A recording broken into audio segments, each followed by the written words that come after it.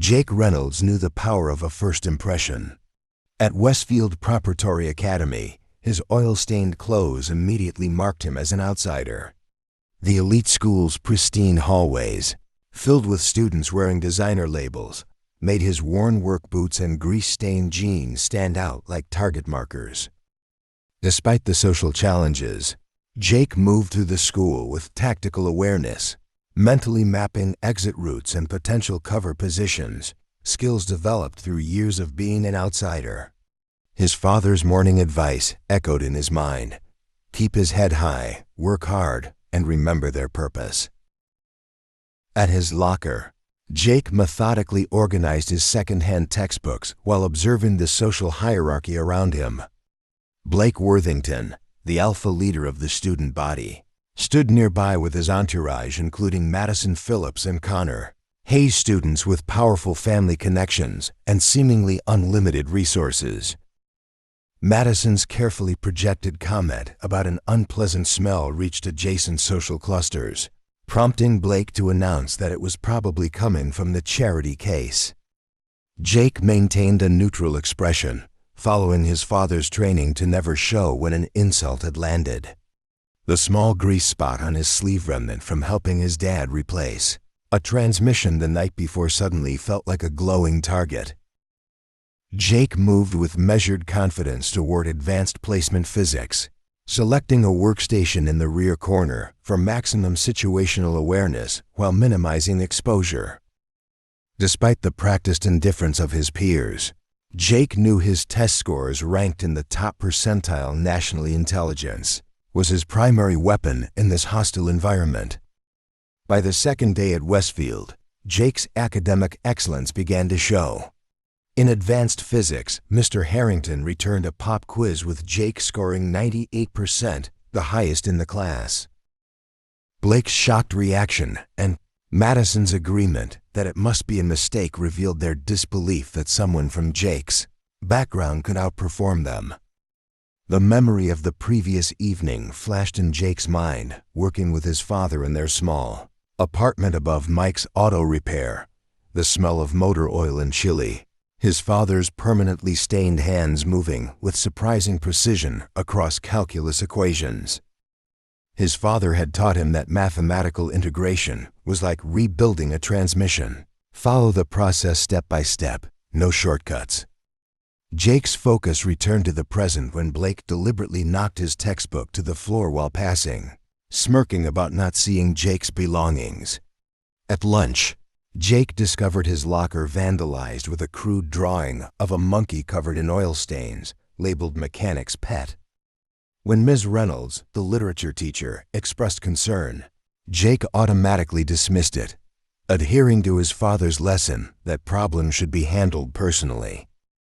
In the cafeteria, Jake found an empty corner spot and unwrapped the sandwich his father had prepared early that morning before opening the shop. He observed Blake's performance across the room, noting how the popular student clearly needed an audience, a weakness Jake cataloged for future reference. After school, Jake walked the 2 miles to his father's shop, mentally calculating torque specifications for the Bentley currently elevated on his father's lift. Michael Matthews emerged from beneath a Range Rover, his hands blackened with evidence of honest work.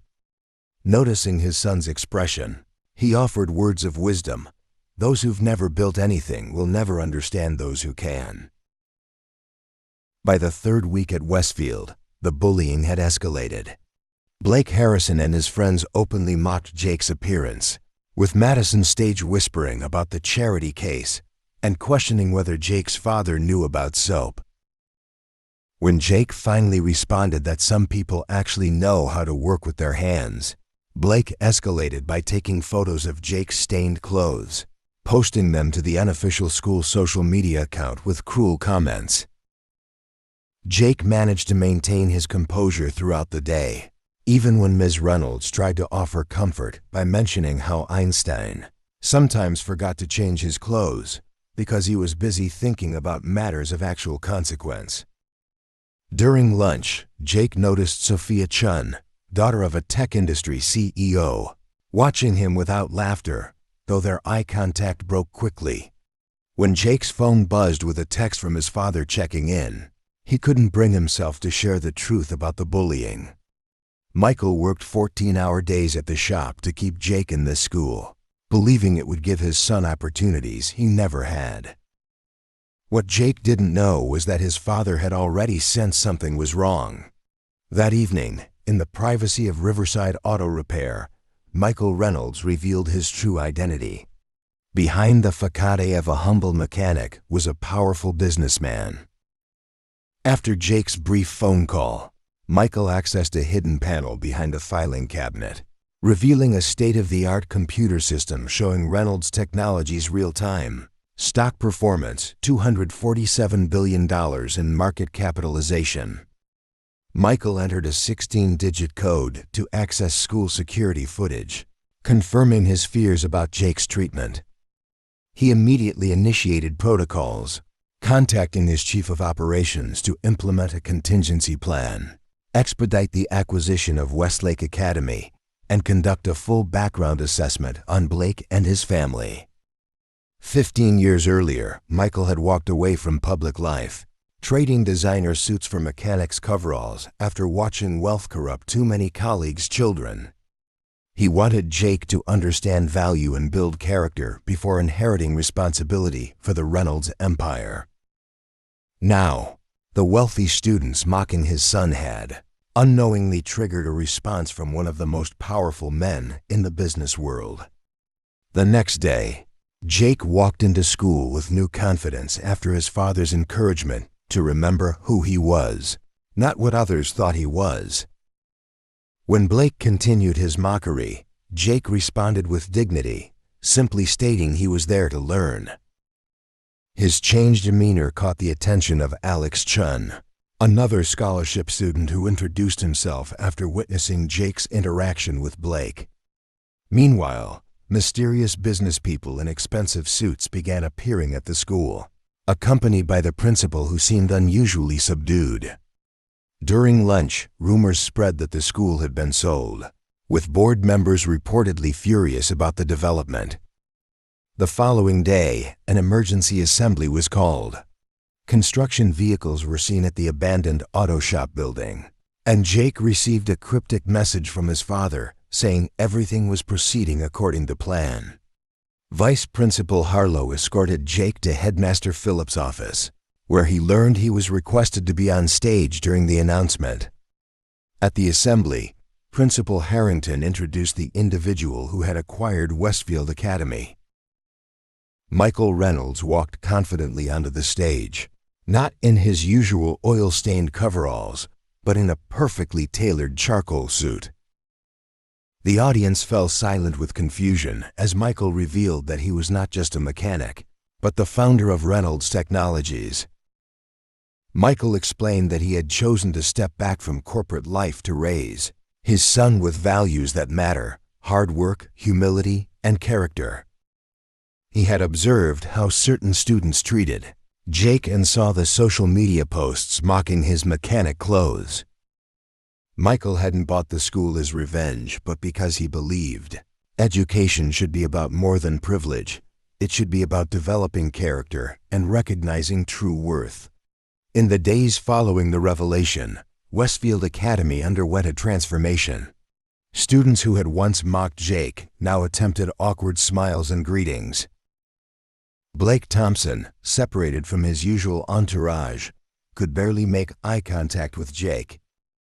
Michael established comprehensive changes, implementing an anti-bullying policy with real consequences, expanding the scholarship program tenfold, and establishing a technical education department, starting with a state-of-the-art automotive program. When Blake attempted to apologize, Jake invited him to learn something real by joining them at the auto shop. 3 weeks after the revelation, the auto shop at Westridge Academy had become a symbol of the school's transformation. Jake moved with practiced precision among the workstations, now instructing other students, including Blake, who wore standard issue overalls over his once immaculate designer uniform. Michael observed the interaction while guiding another student through transmission diagnostics. Principal Davis reported that the scholarship program was nearing complete implementation, with 47 new students from diverse socioeconomic backgrounds starting the next semester.